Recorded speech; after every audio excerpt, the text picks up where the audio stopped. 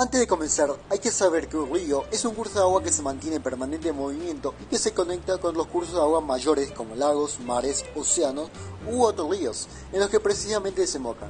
Además, normalmente estos son cursos de agua dulce a diferencia con lo que sucede con el mar, lo cual no es un elemento imprescindible para la supervivencia animal, humana y vegetal. Para saber cómo es el nacimiento de un río o cómo se forma, antes debemos saber que el agua que cae del cielo en forma de lluvia, nieve o granizo sigue tres destinos diferentes. Una parte de esta agua es absorbida por el terreno, otra parte se evapora volviendo a circular por la atmósfera y otra finalmente corre por la tierra formando arroyos, torrentes y ríos. Estos nacen generalmente en las montañas, en la llamada cuenca de resección, que es como el fondo de un valle. Es una zona en forma de vaso además, donde el agua que avanza por grietas y surcos naturales, la que proviene de la nieve y los glaciares y la que surge de los manantiales, se unen en un solo cauce y así nace un río. Desde su nacimiento hasta la desembocadura, un río pasa por distintas etapas o partes diferentes. Cada de estos, en función de su naturaleza y geografía, es distinto, pero normalmente suelen tener en común las siguientes partes. El curso alto de un río o de gravedad alta es aquella parte más montañosa o escarpada. Es la zona donde las pendientes suelen ser más pronunciadas e inclinadas. Aquí se encuentra el nacimiento y cabecera de. En esta parte, el río suele bajar con una cierta velocidad, con alta capacidad de erosión del terreno. Lo que puede pasar es que arrastra pequeñas piedras y rocas.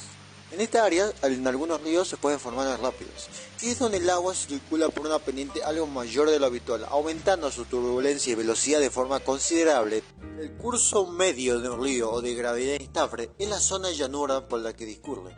Las aguas bajan más calmadas y con una velocidad menor que el curso alto. En esta parte se arrastran los materiales que han sido erosionados, donde se pueden formar meandros y encurvamientos para esquivar o rodear los grandes obstáculos que encuentran a su paso. Esta zona también es donde las puede unir otros ríos, que como ya hemos visto antes se les llama afluentes, aunque también pueden haber del curso alto, pero son más pequeños. Normalmente al principio del curso medio de un río se suelen incluir embalses, presas o centrales hidroeléctricas, aunque esto depende mucho de cada caso en particular.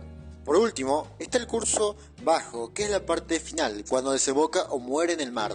En este punto, el cauce del río se ensancha y el agua fluye a poca velocidad. En esta zona, al circular del agua dulce muy lentamente, se va sedimentando o se depositan en todos los materiales que han sido arrastrados del curso alto.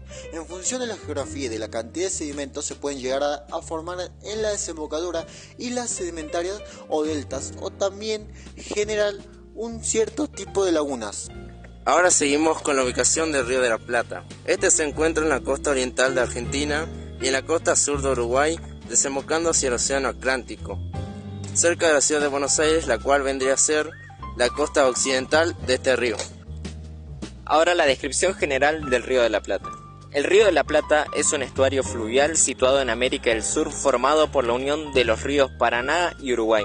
Sin embargo, no se trata de un río muy profundo, ya que la profundidad media es de 13 metros. Además, el Río de la Plata tiene una anchura máxima de 221 kilómetros, lo que lo convierte en el río más ancho del mundo. Con respecto a su caudal, el Río de la Plata es capaz de transportar 22.000 metros cúbicos de agua por segundo. Tiene una forma triangular de 290 kilómetros de largo, haciendo de frontera en todo su recorrido entre Argentina y Uruguay.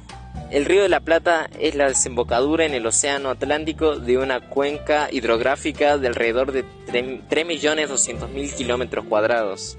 Este está formado principalmente por los ríos Paraná y Uruguay.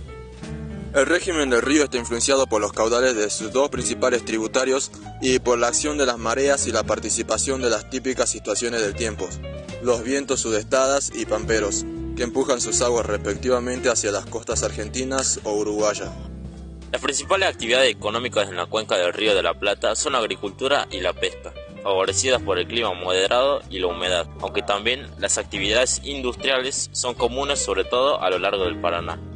En su mayor parte, las investigaciones dedicadas a estudiar la economía del Río de la Plata del siglo XVIII han concentrado su atención en algunas actividades económicas que, sin lugar a dudas, se destacan por ser las más importantes: el comercio y la economía agropecuaria.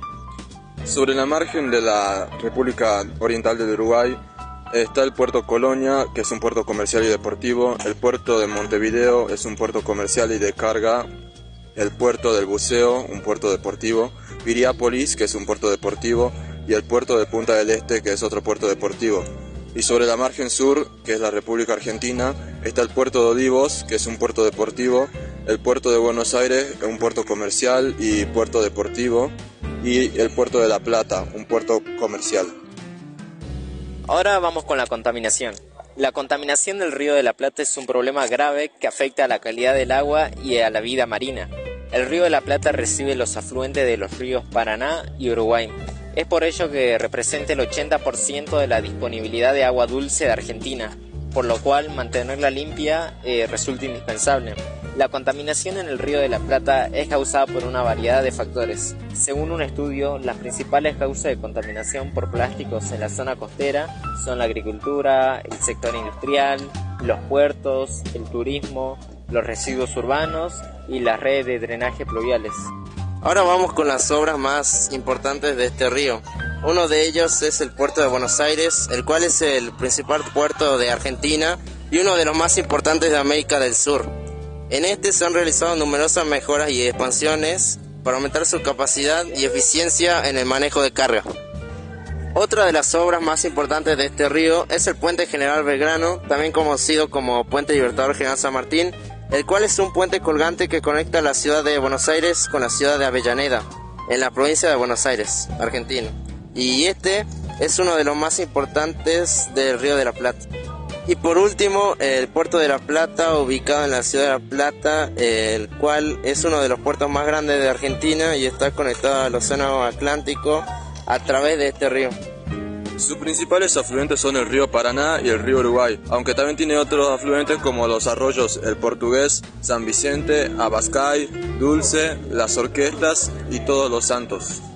Uno de los afluentes más importantes es el río Paraná, que nace en Brasil en la confluencia de los ríos Paranaíbo y Grande. Sigue su recorrido pasando por Brasil, Paraguay y Argentina para finalmente terminar su recorrido en la confluencia con el Uruguay.